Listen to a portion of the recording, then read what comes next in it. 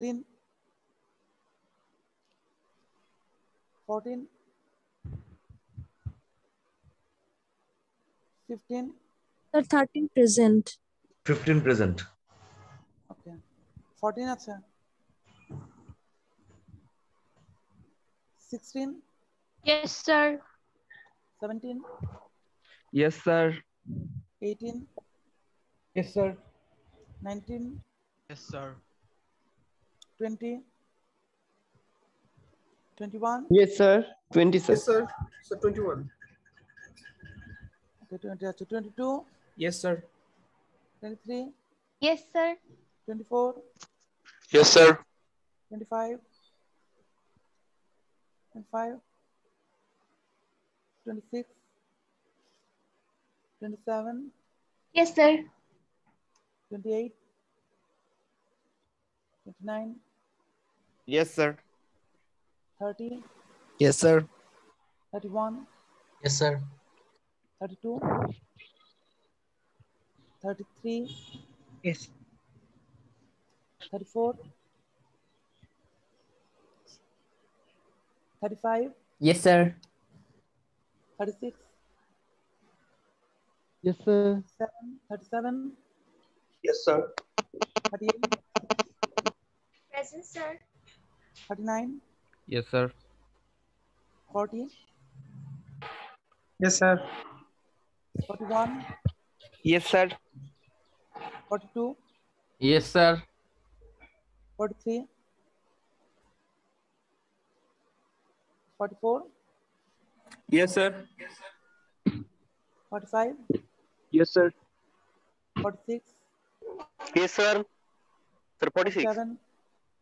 Okay, 47, Present, sir. Present, 48, sir. 48, sir. 48, 49, Yes, sir. 50.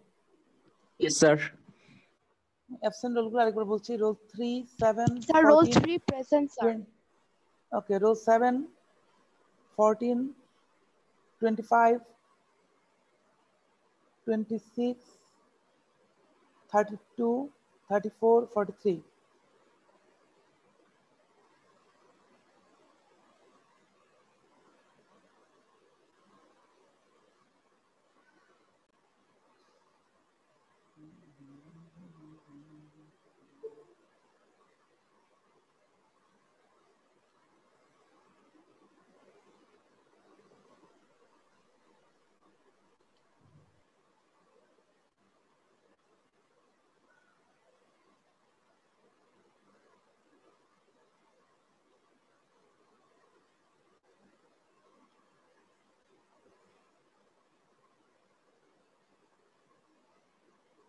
তুমি slide দেখতে পাচ্ছ? Yes, sir. ওকে, so আমরা লাস্ট ক্লাস যেখানে শেষ করেছিলাম সেখানে কয়েকটা রিলেশন আমাদের মনে রাখতে হবে। একটা তো simple ohmic law V equal to Y R, and then আমরা যে ফরম্যাট বের করছি সেটা হচ্ছে J equal to sigma E. ঠিক আছে, J equal to sigma E, J is proportional to E and J equal to sigma E. আচ্ছা, আর অথবা আমরা বলতে পারি E equal to rho J, right? আমি একটু এটা নিয়ে নিই।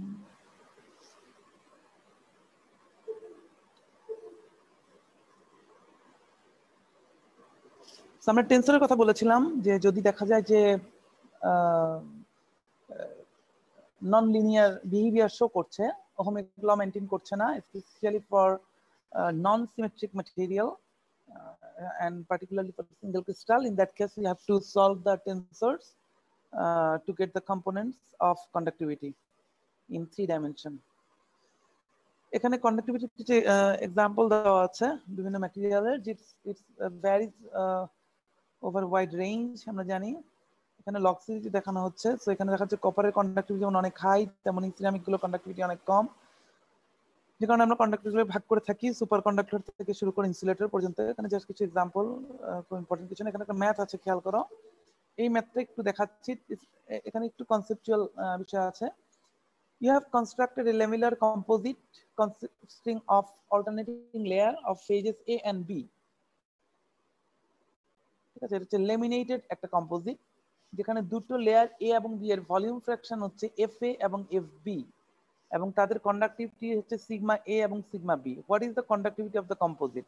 অবভিয়াসলি দুটো ম্যাটেরিয়ালের কন্ডাক্টিভিটি যেহেতু আলাদা, সো কম্পোজিট বানানোর পরে অবশ্যই তার longitudinal and transverse direction conductivity different হবে, রাইট?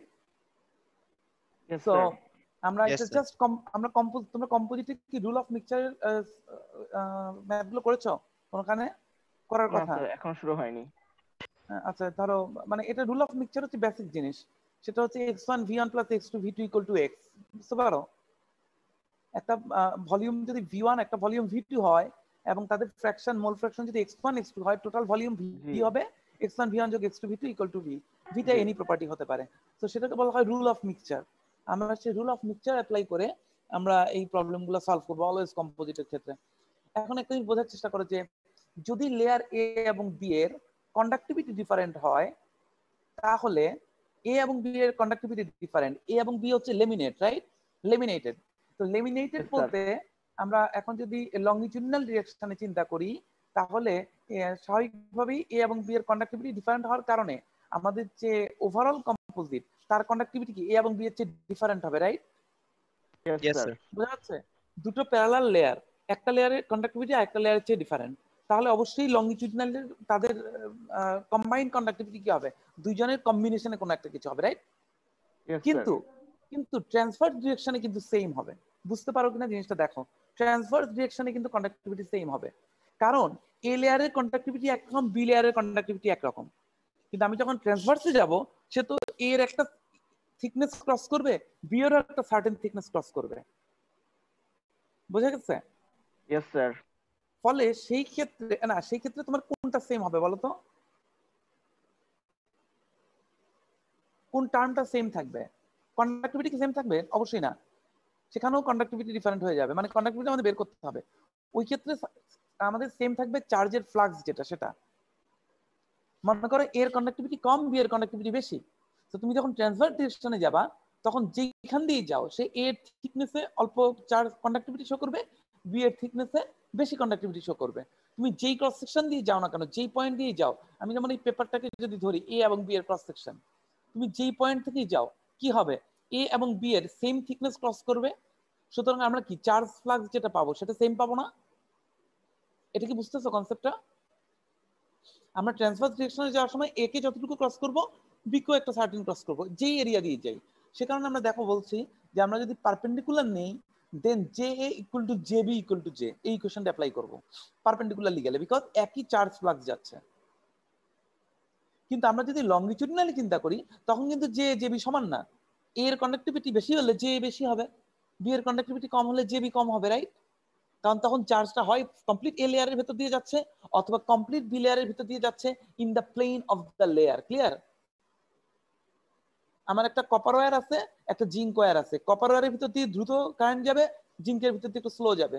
কপারের ফ্লাক্স J1, জিঙ্কের ফ্লাক্স J2 থেকে বেশি হবে। কিন্তু আমি যদি পারপেন্ডিকুলারলি কপারের ভিতর দিয়ে জিঙ্কের ভিতর দিয়ে পাস করি, তাহলে যেখান দিয়ে ক্রস করো না কেন তোমার J equal to J B হবে। তো যখন আমরা পারপেন্ডিকুলারলি যাব, তখন আমি ইকুয়েশনটা সেট করব J equal to J, B equal to J.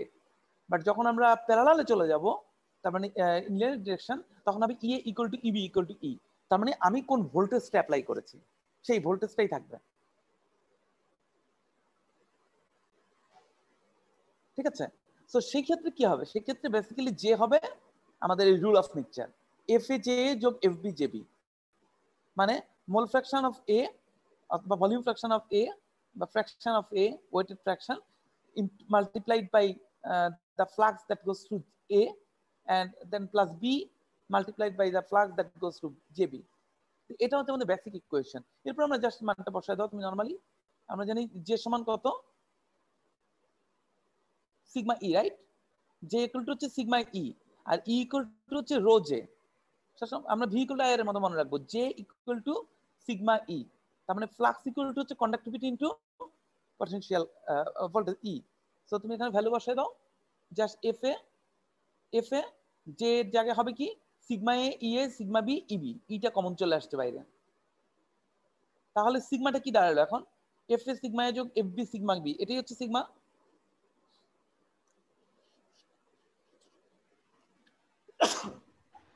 Yes, sir. Yes, sir. বুঝা গেছে? তাহলে দেখো সিগমা সমান কি হচ্ছে এফ এ সিগমা এ যোগ এফ বি সিগমা বি, তার মানে সিগমাটাও কিন্তু রুল অফ মিক্সচার ফলো করছে।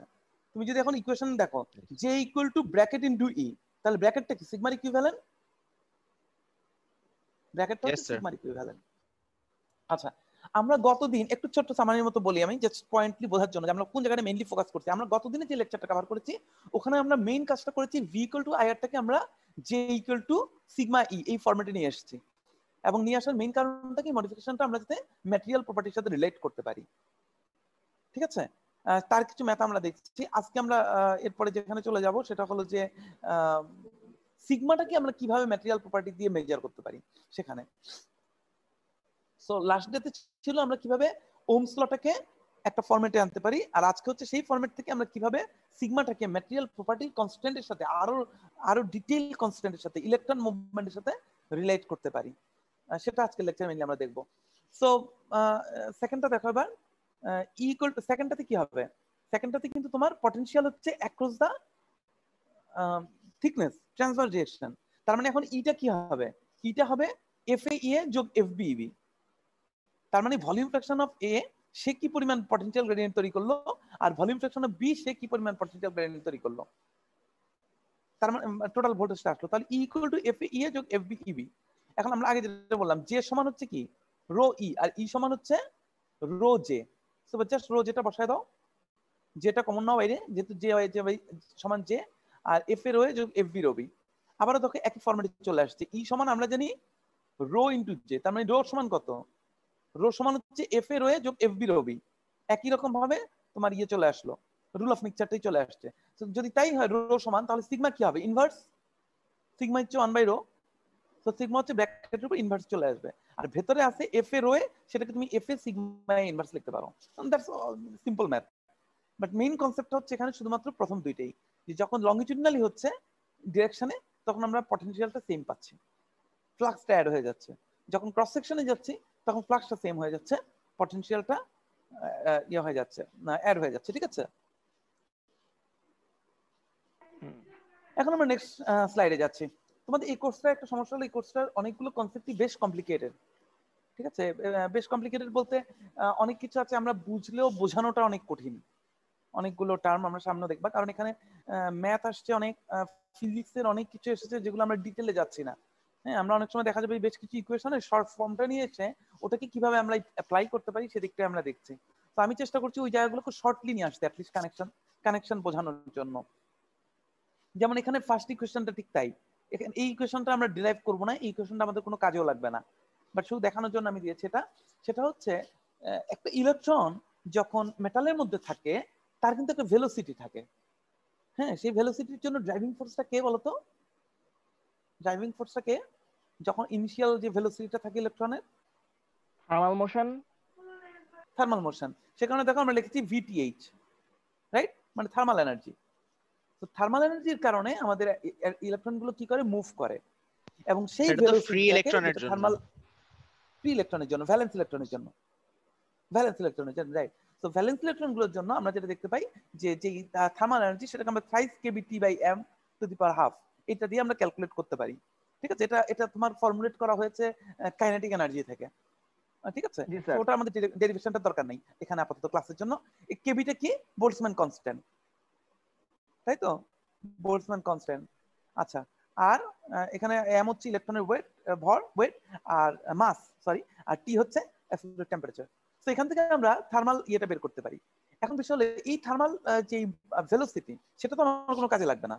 আমরা এখন কি করতে চাচ্ছি, আমরা আজকের লেকচারে কি শিখতে চাচ্ছি, আমরা আজকের লেকচারে শিখতে চাচ্ছি যে আমরা একটা ইকুয়েশন জানি, sigma equal to rho E, sorry ভুল বলেছি, J equal to sigma E অথবা E equal to rho J.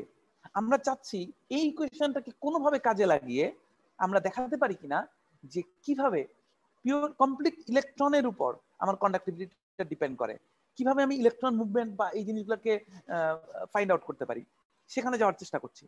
So electron মুভমেন্টের কথা যদি বলি, এই থার্মাল যে মুভমেন্ট ভেলোসিটি, এই কারণে আমি কারেন্ট পাচ্ছি না, রাইট, এটার কারণে আর কারেন্ট পাচ্ছি না। কারেন্ট পাচ্ছি কিসের কারণে, যখন আমি ভোল্টেজ অ্যাপ্লাই করি তখন যে মুভমেন্টটা হয়। সো ভোল্টেজ অ্যাপ্লাই করলে ইলেকট্রন একটা ডিফারেন্ট ভেলোসিটি অর্জন করবে। এটাও কিন্তু ভেলোসিটি, এটা হচ্ছে velocity due to thermal energy. এরপরে আমরা যে ভেলোসিটি পাবো এটাকে আমরা ড্রিফট ভেলোসিটি বলি, drift velocity, VD. Drift velocity মানে হচ্ছে অ্যাপ্লাইড ভোল্টেজের কারণে ইলেকট্রন যখন মুভ শুরু করে তখন সে যে ভেলোসিটিতে আসে সেটা হচ্ছে ড্রিফট ভেলোসিটি। ক্লিয়ার? অ্যাপ্লাইড ভোল্টেজের কারণে যে ড্রিফট ভেলোসিটি সেটা হবে।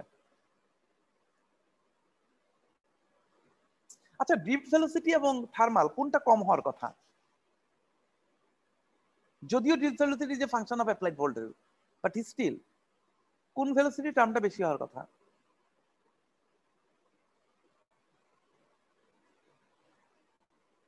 ভিডি বেশি হওয়ার কথা? স্যার ড্রিফটটা বেশি হওয়ার কথা, কারণ কেবিটির কন্ট্রিবিউশনটা তো অনেক কম হয় জেনারেলি। সেটাই আমার কাছে মনে হয়, কিন্তু আমি জানি না, আমার কাছে আমি বইয়ে কোন একটা জায়গায় দেখেছিলাম মনে হয় যে VD is much much smaller than VTH. আমি জানি না এটা কিভাবে সম্ভব। হ্যাঁ, যদি তোমরা এমনি বুঝতে পারো দেখো, আমি ভুল লিখছি কিনা মনে নাই, বাট আমার মনে হচ্ছে বইয়ে কোন একটা জায়গায় লিখেছিল। স্যার যদি ইলেকট্রনকেও যদি আমরা যদি স্যার বল যে আমরা যে ফর্মুলা শিখেছিলাম আইডিয়াল গ্যাসের জন্য, সেই ইলেকট্রন গ্যাসের জন্য যদি আমরা ম্যাক্সওয়েল বোলটজম্যান ডিস্ট্রিবিউশন দেখি, তবে হয়তো দেখতে পাবো যে আমরা প্রায় 100 মিটার পার সেকেন্ড বা 200 মিটার পার সেকেন্ড এরকম ভেলোসিটিতে আমরা কিছু থার্মাল মোশন পাচ্ছি।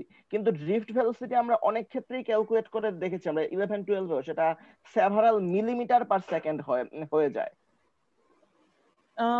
এটা ইলেকট্রন হতে পারে, হ্যাঁ তুমি যেটা বলছো সেটা হতে পারে, কারণ থার্মালটা এর উপর ভ্যারি করে, তো পসিবল। হ্যাঁ, কিন্তু আমি চিন্তা করছিলাম এমনিতে যে আমরা ই এর মাধ্যমে তো আমরা হয়তো জেনারেলি কম হয়, কিন্তু এটাতে এই যে ফাংশন অফ ই। তবে হ্যাঁ, আমি আজকে একটা জিনিস আবার দেখাবো তোমাদেরকে, এখানে যেটা সুমিত বলতেছে, যে আমি যেটা বললাম যে ই এর ফাংশন হলেই যে বাড়বে তা না, কারণ একটু পরে আমি দেখাবো যে ইলেকট্রনের ড্রিফট ভেলোসিটি ডিপেন্ড করে কিসের উপর? পটেনশিয়াল গ্রেডিয়েন্টের উপর। অ্যাপ্লাইড ভোল্টেজ বাড়াতে থাকলে কি হওয়ার কথা? ওর ইলেকট্রন ভেলোসিটি বাড়ার কথা না, ধীরে ধীরে স্লোলি বাড়ার কথা। কিন্তু আমরা একটা বাড়ার কথা, কিন্তু আমরা একটা জিনিস দেখাবো যে কি কারণে ইলেকট্রন ভেলোসিটি বাড়ে না। ঠিক আছে, ইলেকট্রন ভেলোসিটি কেন রিকোশেটিং, যে কলিশনটা হয়, তার যে কলিশন অনেক বেড়ে যায়, এরকমও হতে পারে। হ্যাঁ, সেটাকে আমরা আমাদের মেটালার্জিক্যাল টার্মে নিয়ে আসবো, যে আমরা থিওরিটিক্যালি যে কলিশনটাকে বলি সেখান থেকে আমরা প্রুফ করব যে কিভাবে বাড়ছে না স্পিডটা। So that can be reason that why it is smaller than VTH, but there is absolute thing, যদিও VTH যদি লার্জার হয়ও এরপরও কারেন্টের জন্য ইম্পর্টেন্ট হচ্ছে VD নট VTH। কেন বলো তো? কারণ VTH ডিরেকশনাল না। এক্সেলেন্ট, यस, VTH ডিরেকশনাল না, এটা তো কমপ্লিটলি র্যান্ডম। ঠিক আছে, that is interesting concept. Can we do it directional? যদি করতে পারি দ্যাট ক্যান বি ইন্টারেস্টিং। অবশ্যই পসিবল, আমার মনে হয় কোথাও। আমরা যদি থার্মাল ভেলোসিটিকে একটা ডিরেকশনাল যদি করতে হয়, এটা স্যার বেশ কঠিন, কারণ এখন আমরা অনেকগুলো লিনিয়ার রয়েছে। আমরা ওয়ান ডাইমেনশনাল লিনিয়ার ফ্লো চিন্তা করলেও লাভ হবে কিনা জানি না, মনে হয় না, difficult. Okay sir, entropy violation হয়ে যায়। নেক্সট আমরা এখন দেখি যে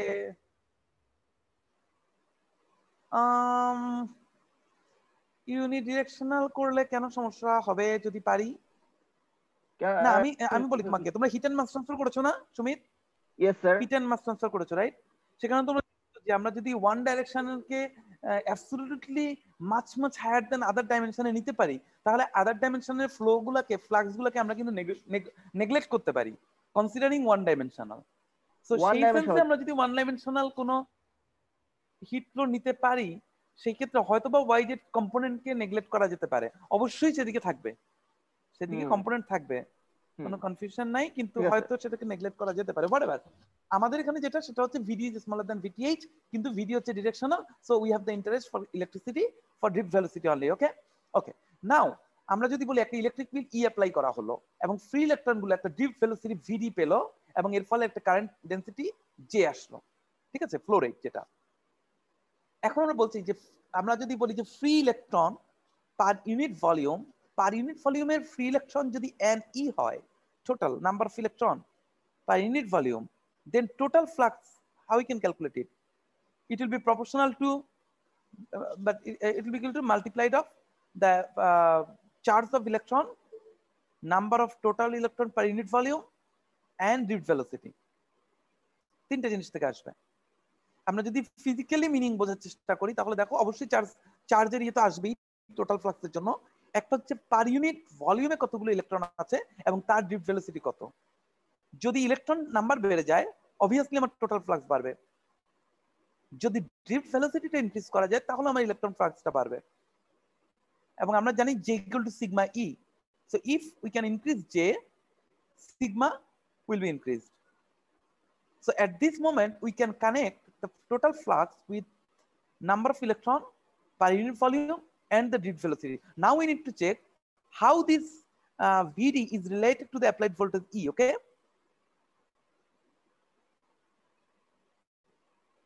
Okay. So J is proportional to E, right?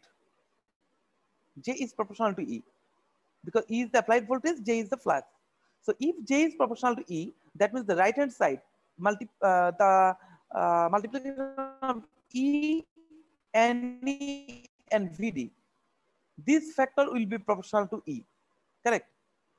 If J is proportional to E, then the right hand side E NE Vd will be proportional to E. Now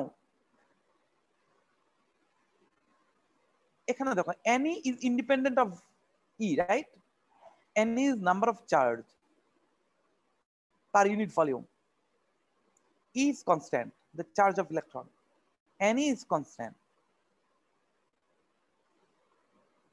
which seems reasonable because there can be some issue because applied voltage at sometimes can create some extra free electron, right? At sometimes due to applied voltage, depending on the material structure, band structure, there can be some new electron. So that is a different case, but reasonably we can consider that NE is independent of E. In that case, solely Vd is a function of E now. So if J is proportional to E, then drift velocity has to be proportional to E. So that is the concept. The equation you can easily prove, you can just write these things, but you have to understand the basic concept. So if J is proportional to E, drift velocity has to be proportional to E. That means if you increase the applied voltage, then linearly the drift velocity should increase. I'm not saying that it will increase, but it should increase. But or it reasonably seems to be increased. So in that case, if Vd is proportional to E, we can have a proportional constant now. So what that proportional constant can be? We just write this equation in this form: Vd equal to minus mu E E. Minus just indicates the opposite direction. So this mu E is the new term that we have now. That is a material property. And this mu E is called mobility of free electron. This is not drift velocity. This is mobility. Because this mobility actually control your conductivity, not the drift velocity. Mobility is the absolute effect caused by drift velocity, right? Physically, we can understand this meaning that the mobility is the effective term that contributes to our final conductivity, not Vd. Vd, yes, but not directly. Okay, so Vd equal to minus mu E. So the mobility is the ratio of drift velocity by E. So what is the physical meaning? একটা রেশিওর physical meaning কি? একটা রেশিওর physical meaning হচ্ছে lower component higher কম্পোনেন্টকে কতটা active করছে, right? Lower কম্পোনেন্টের কারণে হায়ার কম্পোনেন্ট কতটা কন্ট্রিবিউট হচ্ছে। a by b equal to 1, that means they are equal 1, same. a by b equal to 2 মানে হচ্ছে প্রতিটা b element 2 factor a K 2 ফ্যাক্টরে a K multiply করছে। সো এখান থেকে আমরা বুঝতে পারি Vd by E সমান মিউ ই। তার মানে একটা অ্যাপ্লাইড ভোল্টেজ যত বেশি গুণ ড্রিফট ভেলোসিটি তৈরি করতে পারবে তার মোবিলিটি কি তত বেশি। এখানে খেয়াল করে ই হচ্ছে ভেরিয়েবল, ভিডি হচ্ছে ভেরিয়েবল, কিন্তু mu E is a material constant. তাহলে এটা ভাবে চিন্তা করা যায় যে লাইক মানে depending on the material property ভিডিটা হচ্ছে রেসপন্স, মানে অ্যাপ্লাইড ই এর রেসপন্স হচ্ছে রেসপন্স, অ্যাপ্লাইড ই এর রেসপন্স। আমরা আগে বলেছিলাম যে অ্যাপ্লাইড ই এর রেসপন্স হচ্ছে conductivity sigma V equal two IR থেকে, মনে আছে? ভি ইকুয়াল টু আইআর থেকে আরটাকে বলেছিলাম রেজিস্ট্যান্সটাকে। Resistance was definition of V by R, তখন ছিল V by R equal to R, এখন হচ্ছে V by E equal to mu E. So V by I equal to যখন আর, তখন আমরা রেজিস্ট্যান্সকে বলেছি response of material to the applied voltage V. এখন আমরা বলছি response of material to the applied voltage of V in term of electron motion. তার মানে মোবিলিটি জিনিসটা কি? মোবিলিটি হচ্ছে অনেকটা রেজিস্ট্যান্সের রেলিভেন্ট একটা বিষয়, ঠিক আছে? এই কনসেপ্টটা বুঝতে হবে, কারণ অনেকগুলো কনসেপ্ট। একটা হচ্ছে যে মিউইটা আমরা কেন নিয়ে এসেছি। মিউইটা হচ্ছে সেই রেজিস্ট্যান্সের মতো ইলেকট্রনিক লেভেলের একটা প্রপার্টি, যেটা রেশিও ইন্ডিকেট করে ভি এবং ই এর, যেটা ইন্ডিকেট করে যে আমাদের অ্যাপ্লাইড ভোল্টেজের কারণে ইলেকট্রনের মোশনটা কেমন হবে। ফলে যেই ম্যাটেরিয়ালের মিউই বেশি, সেই ম্যাটেরিয়ালের কন্ডাক্টিভিটি বেশি হবে। কিন্তু ডিপ ভেলোসিটিতে তুমি ডিরেক্ট লিস্ট করতে পারবে না, ডিপ ভেলোসিটি তো ইজ এ ফাংশন অফ ই, ঠিক আছে? ওকে, সো এটা আমাদের মুখস্থ রাখতে হবে। এই ফর্মুলা ছোটখাটো দুই একটা ফর্মুলা মনে রাখতে হবে, তোমরা বুঝে গেলে মনে রাখতে কঠিন হবে না। আমরা জানি J by E equal to sigma, right? এটা একদম মুখস্থ করে ফেলা। এখন J equal to sigma E. So J equal to যদি সিগমা ই হয়, আমরা জানি পি সমান কত? Minus mu E. So J equal to হবে U E N E mu E, E N E mu E, sigma equal to, right? আমরা এখানে পাচ্ছি মাইনাস মিউ ই, আর আগে কত ছিল? এখানে কি আসছে? J by E equal to J by E, J by E দিয়ে আসছে, এর জায়গায় চলে আসছে ভিডি বাই মিউ ই, উপরের ভিডি নিচের ভিডি কাটা, ফলে এখন মিউ এর সাথে ই এন ই, হ্যাঁ ই এন ই মিউ থাকে। এখন দেখো ফর্মুলাগুলো মুখস্থ রাখা ইজি, তুমি যখন কনসেপচুয়ালি বুঝবা তখন ইজি। এখানে কি ইন্ডিকেট করে দেখো তো? কন্ডাক্টিভিটি ডিপেন্ড করে কিসের উপর? মোবিলিটি, নাম্বার অফ ইলেকট্রনস আর চার্জ, এই দুইটার মাল্টিপ্লিকেশনের উপর, প্রোডাক্টের উপর। সো ফর্মুলাটা এমনি মনে থাকবে, conductivity depends on the product of number of electron per unit volume and the mobility. যত বেশি মোবিলিটি হবে, যত বেশি চার্জ ক্যারিয়ার হবে, তার কন্ডাক্টিভিটি তত বেশি হবে। So this is the very very important equation. এখানে আমাদের আগ্রহ সবচেয়ে বেশি। আমরা জানতে চাই যে ম্যাটেরিয়ালের, বিশেষ করে আমরা যেমন যারা ওয়াইড ব্যান্ডগ্যাপ সেমিকন্ডাক্টর নিয়ে কাজ করছি, আমরা কিন্তু ট্রাই করি বিভিন্ন সময়ে এই দুইটাকে মেজার করতে। তা আমরা এখন কন্ডাক্টিভিটি মেজার করব না, আমরা মেজার করব কি? এনই এবং মিউই। আমাদের টার্গেট হচ্ছে এনই এবং মিউই টার্গেট করা, কারণ ইলেকট্রিক্যাল পারপাজে হলো কন্ডাক্টিভিটি মেজার করলেই হয়। আমি যখন সেমিকন্ডাক্টর তৈরি করি, আমি যখন ডোপিং করি, আমি দেখতে চাই আমার ডোপিং এর কারণে ম্যাটেরিয়ালটা পি টাইপ হয়েছে না এন টাইপ হয়েছে। আমি দেখতে চাই আমার ডোপিং এর কারণে চার্জ কনসেন্ট্রেশন, তোমরা জানো যে ডোপিং করলে ক্যারিয়ার কনসেন্ট্রেশন বেড়ে যায়, রাইট? Yes sir. আবার ব্যান্ড গ্যাপ টিউনিং হয়, ফার্মি লেভেল মুভ করে, মোবিলিটি চেঞ্জ হয়ে যায়। সো ডোপিং এর পরে আমি জানতে চাবো কন্ডাক্টিভিটি যখন চেঞ্জ হবে, আমরা কি করি? বাইরে আমাদের ম্যাটেরিয়াল, আমরা যখন কন্ডাক্টিভিটি বাড়ানোর চেষ্টা করবো একটা ম্যাটেরিয়ালের, আমরা ডোপিং করব। আমরা যদি খালি ডোপিং করে বলি 1%, 2%, 3% ডোপিং করলাম, কন্ডাক্টিভিটি এভাবে ভেরি করছে, এখান থেকে আমরা মেটালার্জিক্যাল অ্যাপ্রোচ থেকে খুব বেশি দূর যেতে পারবো না। আমাদেরকে রিজনিং করতে হবে যে আমার ডোপিং এর কারণে কি আমার চার্জ ক্যারিয়ার কনসেন্ট্রেশন বাড়ছে নাকি কমছে, মোবিলিটি বাড়ছে না কমছে, who is contributing to the increased conductivity. আমরা তো কন্ডাক্টিভিটিকে টেলর করব, ডিজাইন করব। সো আমাকে জানতে হবে আমার যে ম্যাটেরিয়াল প্রসেসিং প্যারামিটার গুলো, সেগুলো কি আমার চার্জ ক্যারিয়ার কনসেন্ট্রেশন বাড়াচ্ছে নাকি কি বাড়াচ্ছে?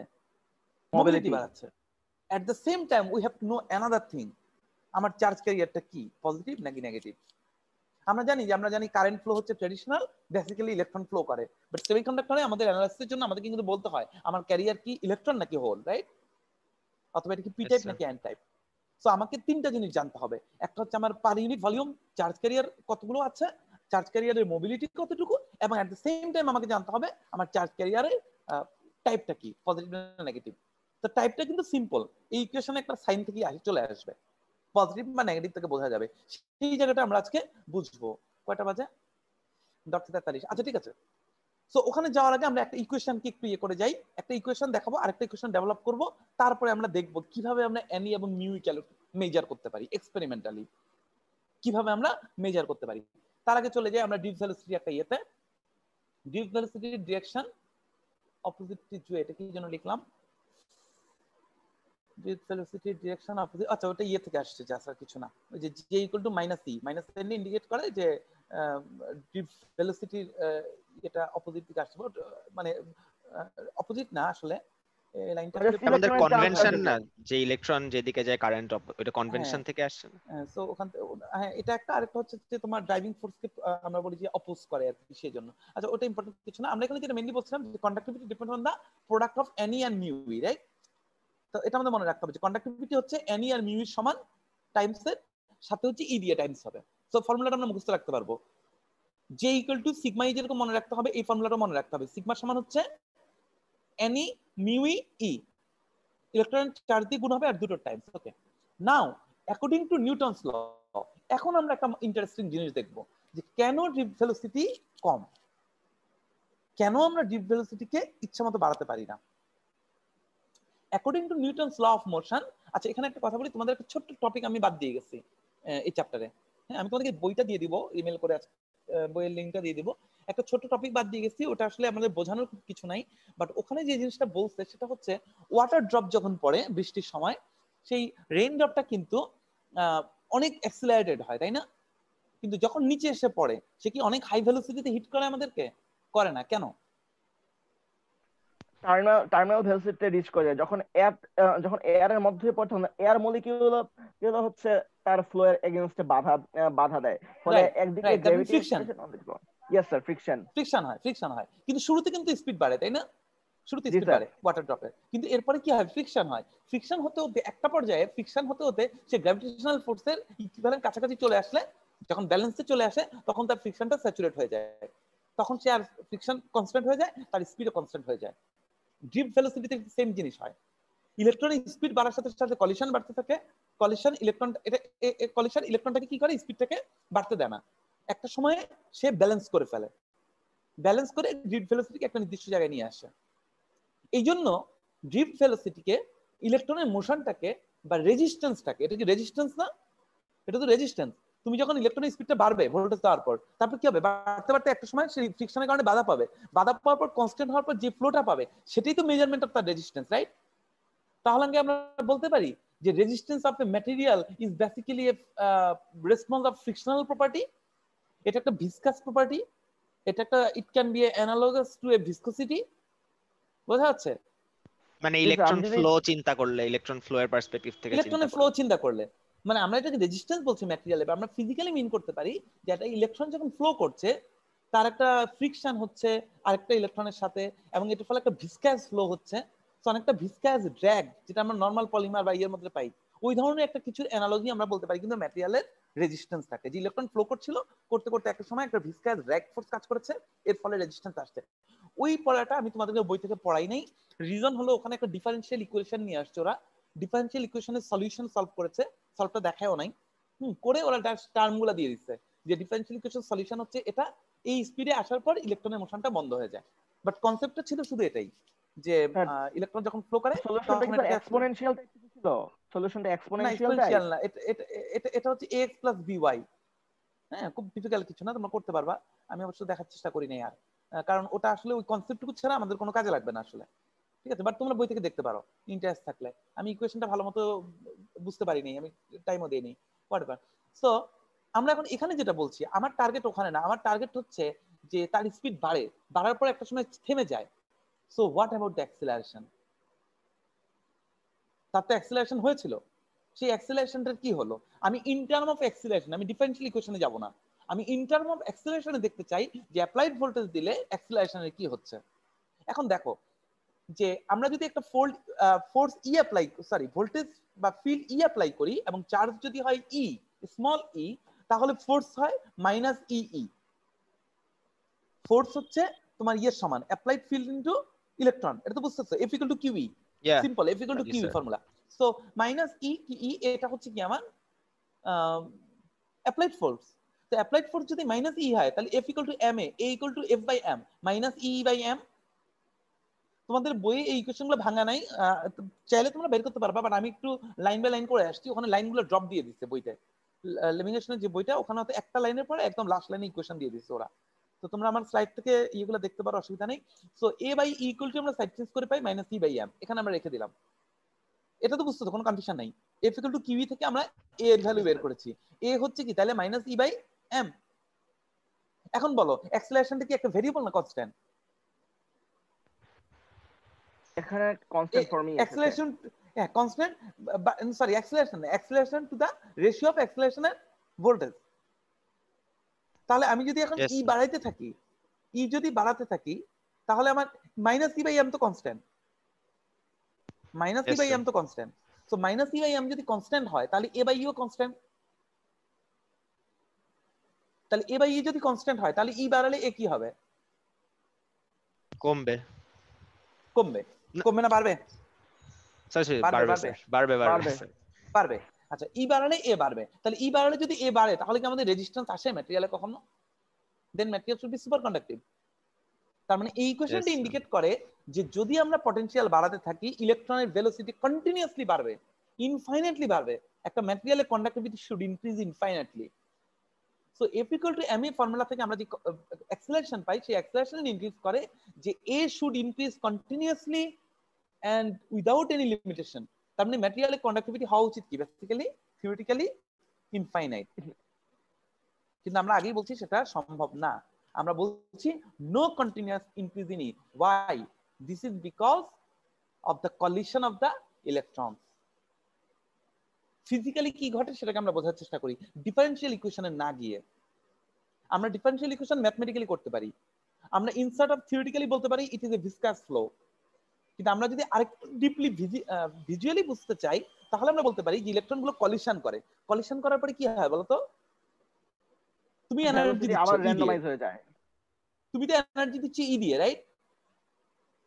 Yes sir. তুমি ই দিয়ে এনার্জি দিচ্ছ, এই এনার্জিটা কোথায় যাবে? হয় অ্যাক্সিলারেট করবে, না হলে কোথায় যাবে? কলিশনের ফলে সেই হিট এনার্জি জেনারেট করবে। হিট এনার্জি জেনারেট করে, জি স্যার, হ্যাঁ ছেড়ে দিব স্যার। হিট এনার্জি, সেই হিট এনার্জি জেনারেট করে সে ছেড়ে দিবে। তো হিট এনার্জি যদি সে ল্যাটিসে ছেড়ে দেয় তাহলে খেয়াল করো এখন কিন্তু এ বাই ই কে কনস্ট্যান্ট করে ফেলা যায়। তার মানে সে একটা সার্টেন টাইম পর্যন্ত এ কে বাড়াবে। যখনই, এই জন্য আমরা বলি দেখো কোন মাইক্রো ডিভাইস যখন আমরা ইউজ করি, ডিভাইস যখন গরম হয়ে যায় তখন কি সমস্যা হয়? ডিভাইস গরম হয়ে যাচ্ছে মানে হিট জেনারেট হচ্ছে, তার কন্ডাক্টিভিটি কিন্তু আর বাড়তেছে না। এই ইকুয়েশনটা থেকে দেখো, খেয়াল করো, খুব ইন্টারেস্টিং। তুমি ই বাড়াচ্ছ এ বাড়তেছে, ই বাড়াচ্ছ এ বাড়াচ্ছে, because right side is constant. But যেই মোমেন্টে তোমার হিট জেনারেট শুরু হলো, হিট জেনারেট হচ্ছে মানে এ বাই ইটা এখন আর এ একই রেটে বাড়ছে না। তো যখনই এটা কনস্ট্যান্ট হয়ে যায়, ই বাড়াচ্ছ এ বাড়ছে না, ই বাড়াচ্ছ এ বাড়ছে না, তাহলে ই এর এনার্জিটা কোথায় যাচ্ছে? ই এর এনার্জিটা এখন ল্যাটিসে কলিশনের মাধ্যমে হিট এনার্জি যাচ্ছে। অন্যভাবে বলতে পারি drift velocity is losing its velocity by producing heat and delivering it or transferring it to the lattice of the material. Material's temperature is getting high, acceleration is no more. Concept clear? Yes sir. Yes. So আমরা একদিক থেকে বললাম যে যদি আমি ইয়ে দেই তার অবশ্যই ইয়ে বাড়বে, কারেন্ট বাড়বে, ভোল্টেজ অ্যাক্সিলারেশন বাড়বে, কিন্তু আমরা প্রুফ করে দিলাম যে অ্যাক্সিলারেশন বাড়ে না। কেন বাড়ে না? তার রিজনটা হলো একটা সার্টেন টাইমের পরে ইলেকট্রন কলিশন বাড়তে থাকলে যখন হিট জেনারেশন শুরু হয় তখন হিটটা সে দিয়ে দেয়। হ্যাঁ, আবার ইলেকট্রনিক অ্যাঙ্গেল থেকে ইলেকট্রিক্যাল ইঞ্জিনিয়াররা বলে যে টেম্পারেচার বেড়ে গেলে ইয়ে কমে যায়, যেটা আমরা আগেও বলে আসছি শুরুতে যে টেম্পারেচারের উপর ওহমিক ল ডিপেন্ড করে। রিজনটা দেখছো? বিকজ সেই হিটটা দিয়ে সে এখন আর ইলেকট্রনের ভেলোসিটি বাড়াতে পারছে না। দ্যাট ইজ দ্য বেসিক্যালি আসলে টেম্পারেচার ইফেক্ট বলতে পারি আমরা। অন্য দিক থেকে আসলে এখানে টেম্পারেচার ইফেক্ট না, এখানে টেম্পারেচারটি হচ্ছে রেজাল্টেন্ট ইফেক্ট। বাট তুমি যদি উল্টা দিক থেকে টেম্পারেচার বাড়াও তখন আবার ইলেকট্রন কলিশন বেড়ে যাবে, তখন পাল্টা দিক থেকে টেম্পারেচার এসে হিট জেনারেট করবে। খেয়াল করো, একদিকে হচ্ছে ভোল্টেজ বাড়ালা, কলিশন হলো, হিট জেনারেট হলো।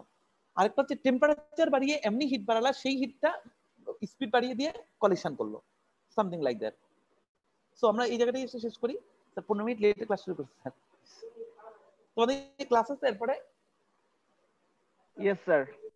আচ্ছা, এই লাইনটা করে ছেড়ে দিচ্ছি। তাহলে এই জায়গাটা তোমরা যদি এখন ভ্যালুটা খালি বসায় দাও। আচ্ছা, এই জায়গাটা আমরা পরে যাই, একটা খালি টার্ম বলি তাহলে শেষ করে দিই। সেটা হচ্ছে ড্রিপ ভেলোসিটি। তাহলে একটা ডিফারেন্ট টার্ম খেয়াল করো, drip velocity equal to acceleration into collision time. Very very interesting. যখনই তুমি অপোজিট ডিরেকশনের দুটো প্যারামিটারকে মাল্টিপল করবা, টাইমস করে দিবা, তখন তুমি একটা কনস্ট্যান্ট জিনিস পাও।